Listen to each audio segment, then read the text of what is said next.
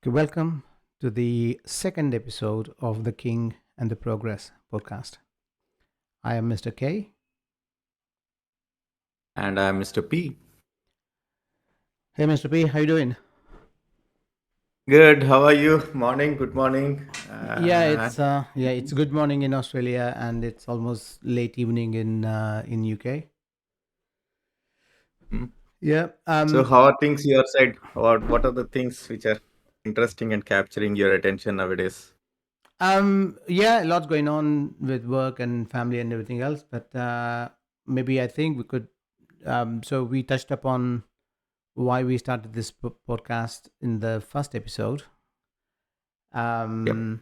which we released it last week, and it Mhm. had it had two viewings. I think it's you and me, I guess. Really? Yeah. Wow. Um. Okay. Anyway, we as we said in the first episode, we don't care who is listening. If someone listens, that's Yep. good. If it doesn't, it's just an opportunity for me, you and me to have a chat, right? And see where the Yep. conversation goes, right? So I think that's what motivated us to start the podcast, right?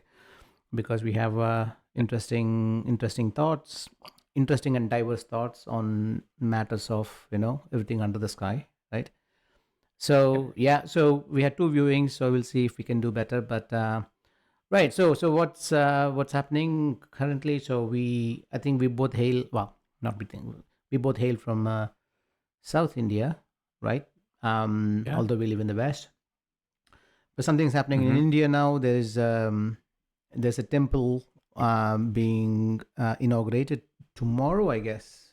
If I'm not, if I'm not, 22nd. Yeah, it's it's tomorrow. oh, Correct. it's a Yep. Monday, right? I don't know. Yeah, so Mhm. tomorrow on Monday, it doesn't matter. Um, so maybe I think today we could probably touch upon the concept of religion, right? So you and I are Mhm. both atheists, and the whole of India is gearing up for the inauguration of this temple dedicated to one of the Indian gods. Yep. They call it Lord Rama, Yep. who is the main protagonist of the great epic Ramayana, right? So the whole India is behind it. Yeah. There's It's been there's everywhere. You It's can't everywhere. miss it. Yes, exactly. It's everywhere, and again, there's lots of politicization of whether it should be done, it shouldn't be done, who should be going there for the inauguration, why politics and religion is being mixed in India, and so on and so forth. Lots of controversies. I mean, the whole the construction of the temple itself uh, has a long last, at least in the last 30-40 years, Yep. And has even has in a deep like, history. Yes, yeah, I mean, it has uh, it has a deep history going back to um 700, 800 years, right? yeah, So again, the maybe whole more, but predominantly 15th century. correct. So yeah, 15th century. So the whole India is getting up to it. Am I enthusiastic about it? A little bit, right?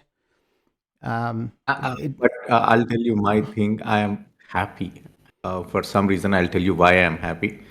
But I feel elated seeing that, even though I No, am an atheist. yeah, I mean, exactly. So we both are atheists, so it doesn't bring anything to us personally at a personal level. Yep. But um, for India, it has a lots of significance, historical, religious, cultural significance, right?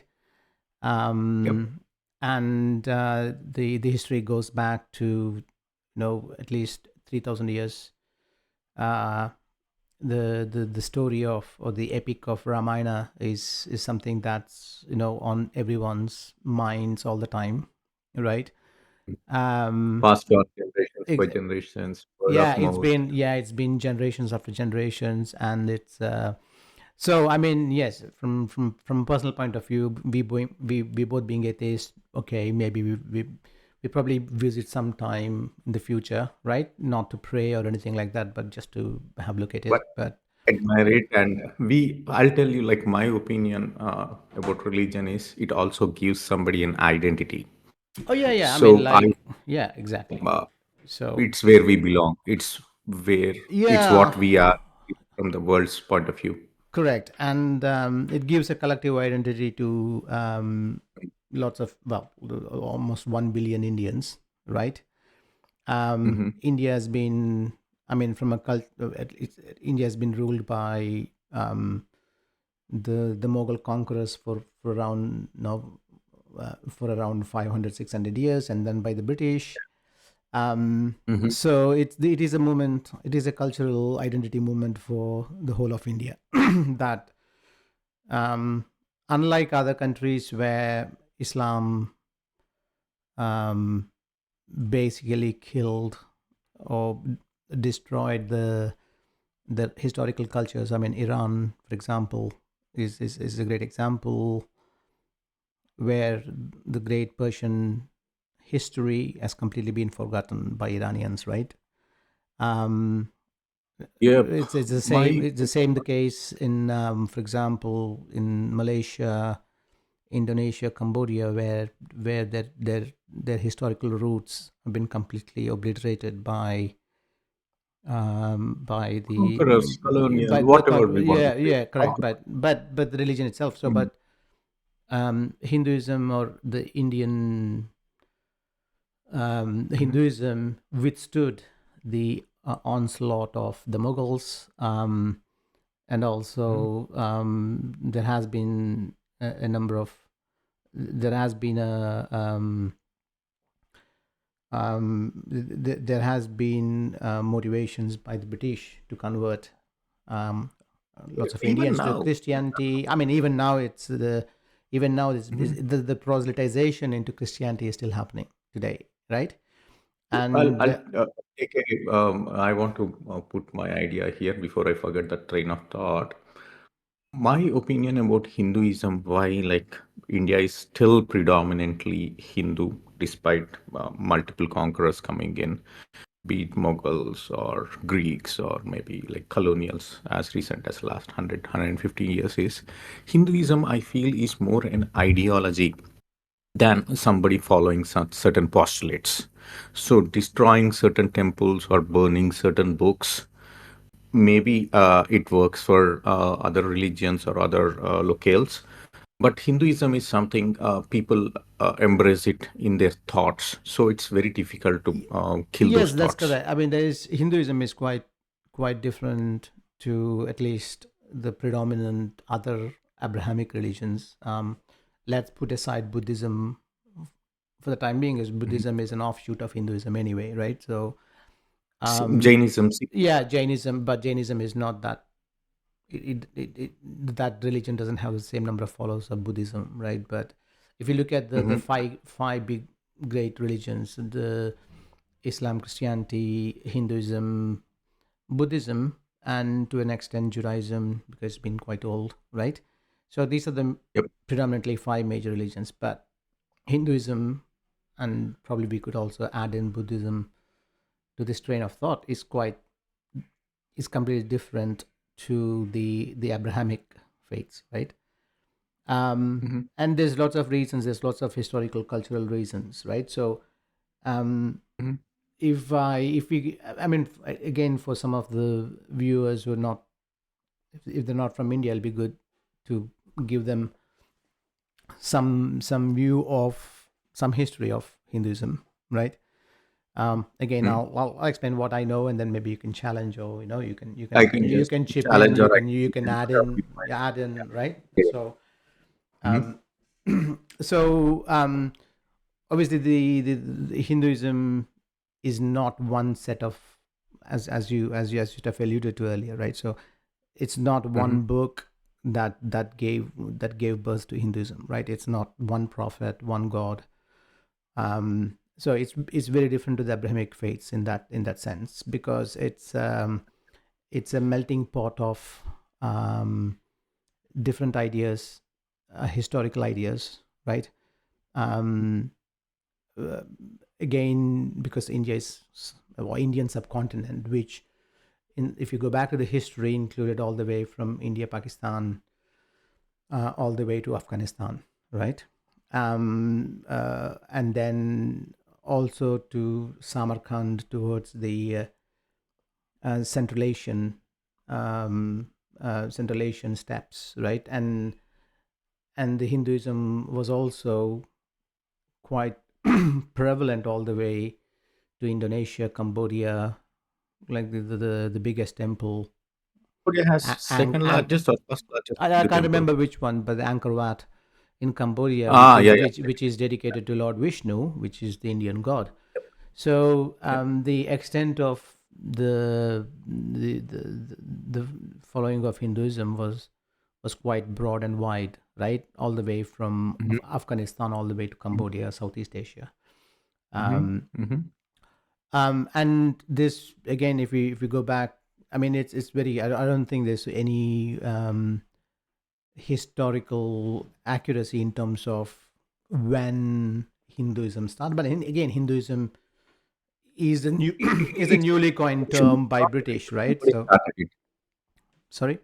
I feel I feel Hinduism is not something like somebody started, like other Correct. recent religions. Correct. It So is evolution or retrofitting and piggybacking of multiple ideas which are more open. It's like an open source code where people put it into a broader silo of Hinduism.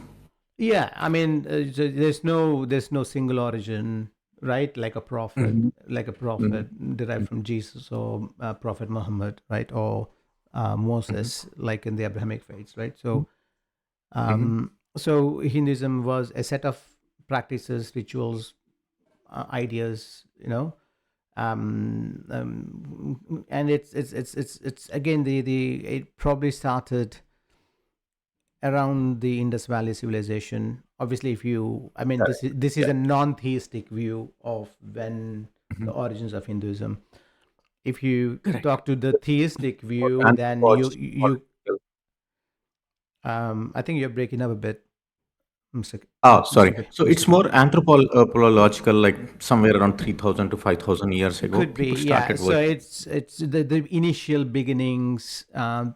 Hmm. Beginnings of Hinduism was more ritualistic, right? And Hmm. sacrificing to the god of fire. I mean, Hmm. it started with the Vedic the Vedic rituals. And then, Hmm. yeah, it could be roughly around 1500,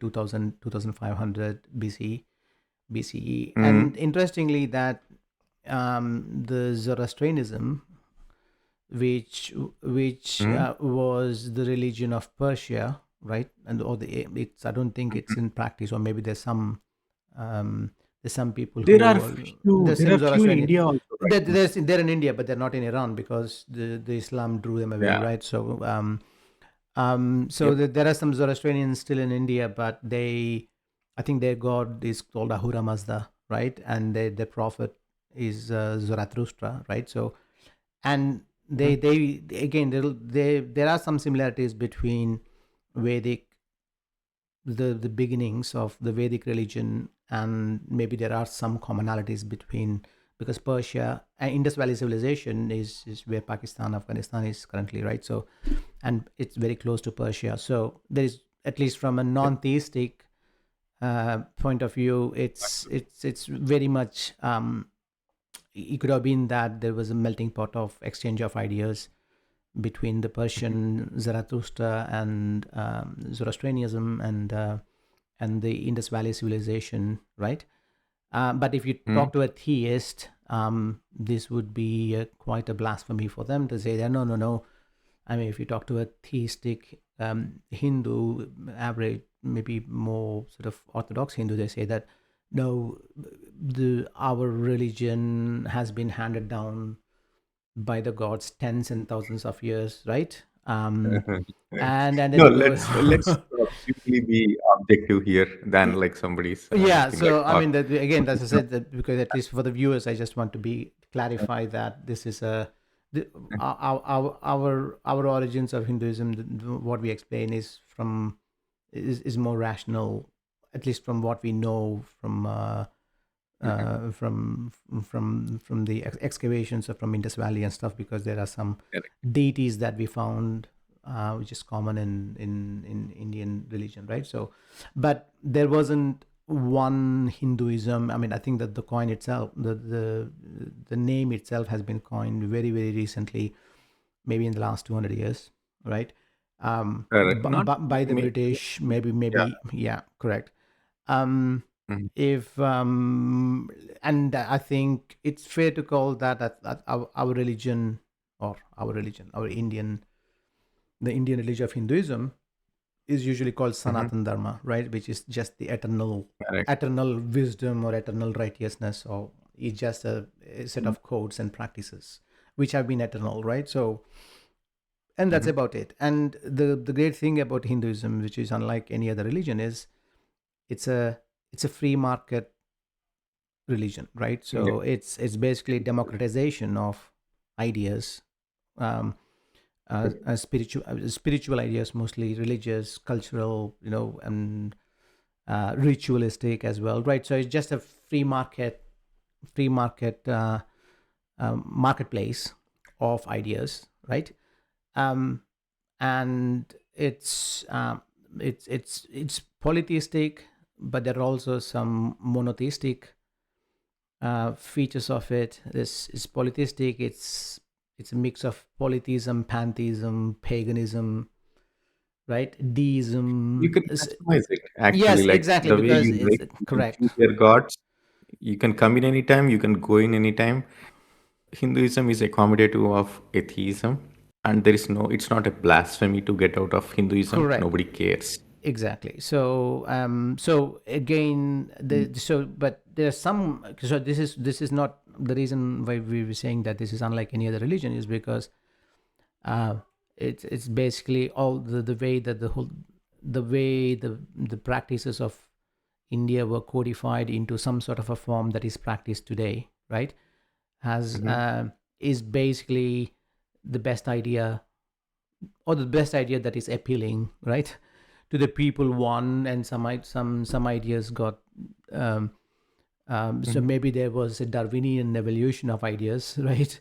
There's a fitness Yeah, of it's some opening culture, ideas sort of. which, correct. Yeah, So some ideas which survived 3,000 years. There's some ideas that died along the time, right? So um, correct. it's very uncommon.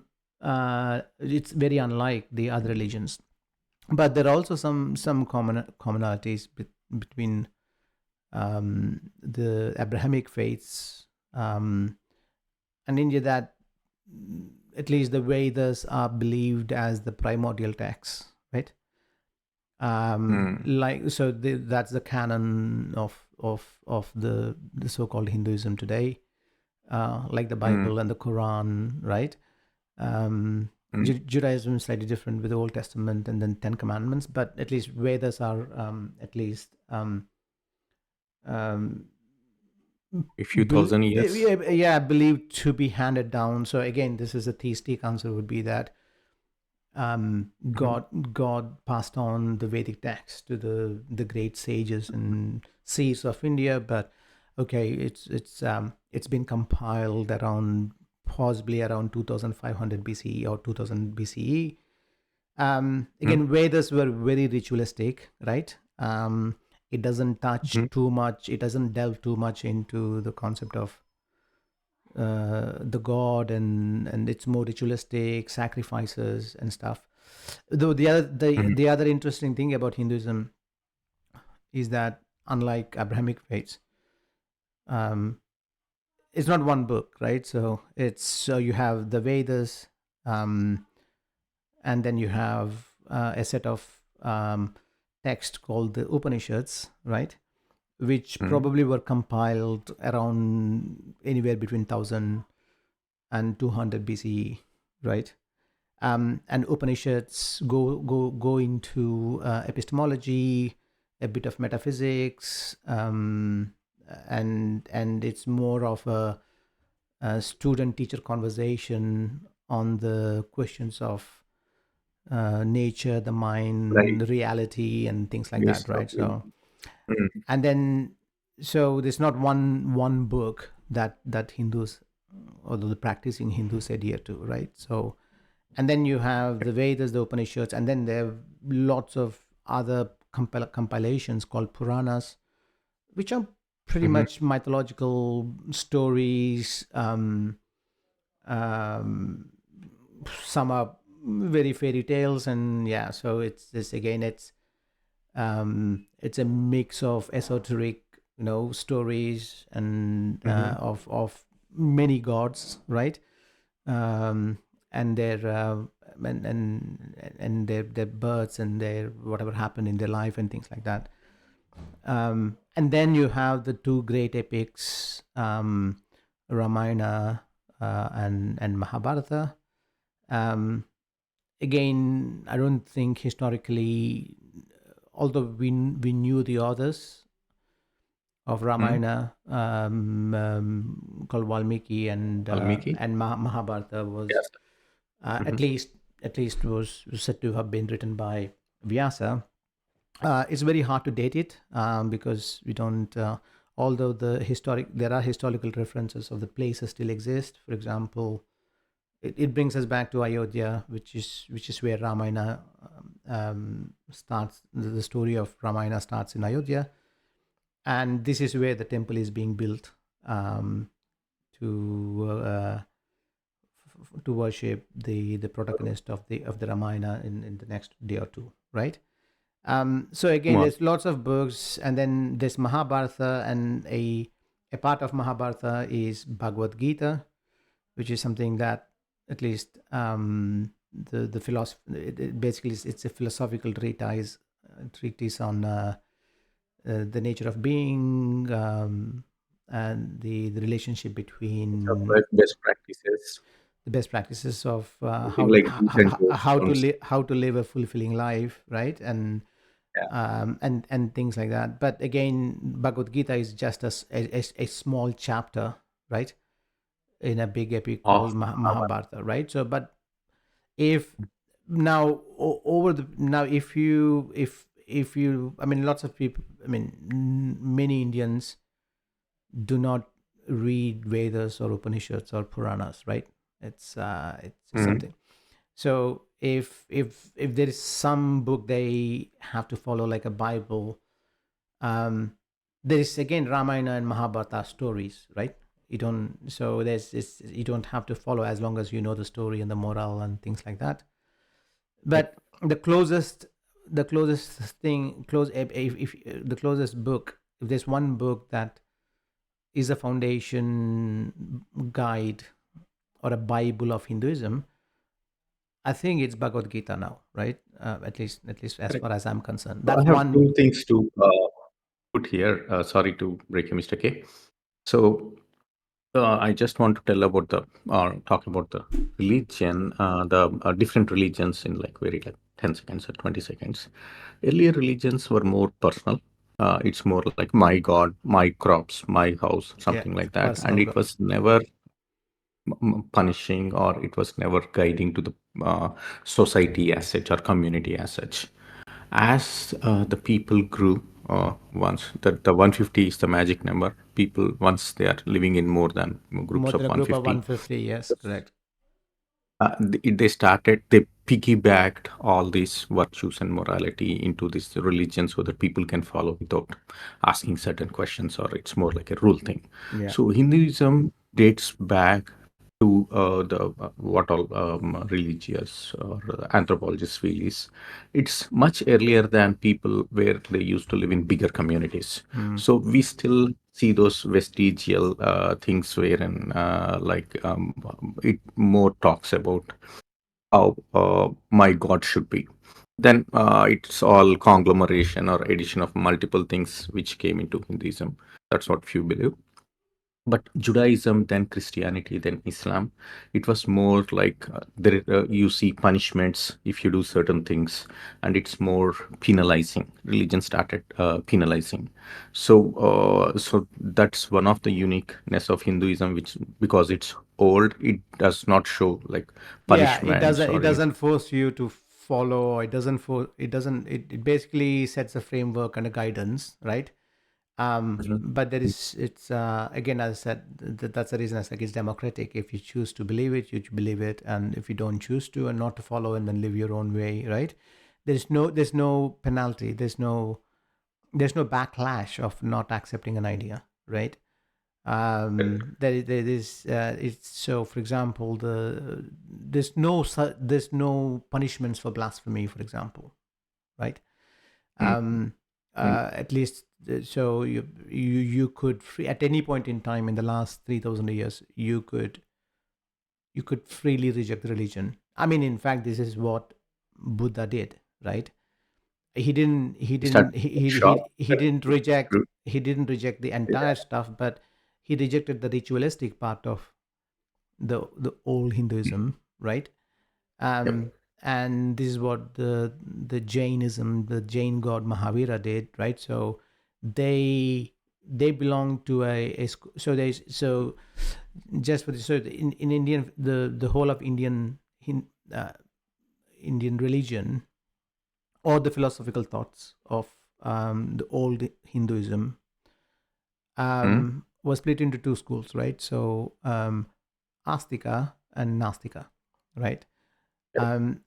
I think Nastika is more closer to agnostic, right? So, and probably the if you look at the etymology of agnosticism, maybe it has some Indo-European roots, right? So, agnostic is Nastika school of thought. So, but what were they agnostic about? Basically, the Nastika school of thought were agnostic about the Vedas being the primordial text, is the essence of wisdom of the whole thing, right? So they rejected the Vedas, right? So because Vedas are very ritualistic, it comes in part and parcel of the rejection of the Vedic texts. But the philosophical insights that the ancient Indians that were codified in Upanishads and the philosophy of Vedanta and stuff has been something that is common between the Buddhism and the Jainism to a certain extent. So the one school of thought was the Buddhism, Jainism, and there was, so those are the two agnostic schools, and there's a third school, which even were it's pure materialistic school of thought, to say that there's no such thing as a god or anything. You just live your life. Everything happens because everything happens without your involvement, or it's not under your control. So more materialistic. That the school of thought is called Charvaka, which is an atheistic school of thought, right? If there's one school of thought called Charvaka, they are atheists. They were atheists at that time. So that's the Nastika school of thought, and the Astika school of thought had, I think, 6 or 7 schools. I can't remember, but they were more.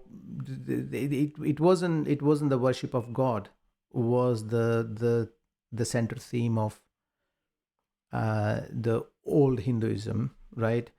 It was just a relationship between the supreme being and a human being, right? So, and the Upanishads and the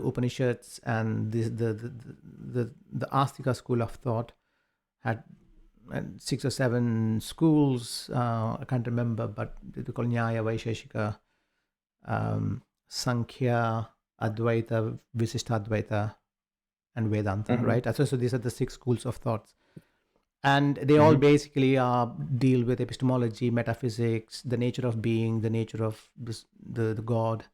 So it delves into the nature of the God. So so these were, because of the democratization of this, right? So at any point in time, you could be part of the Nastika school of thought, be a Buddhist, you can be a Charvaka, which is an atheist, or you could be part of the philosophical schools of thoughts on the theistic side. But then again, you have the epics of Ramayana and Mahabharata, which basically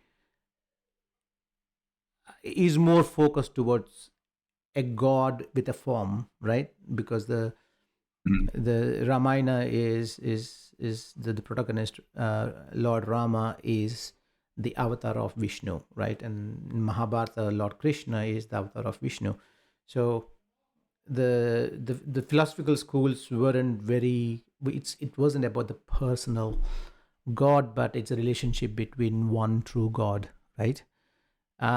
Whereas the new Hinduism, or the as practiced today, is devoid of most of the people just believe in personal God, right? They worship, but they don't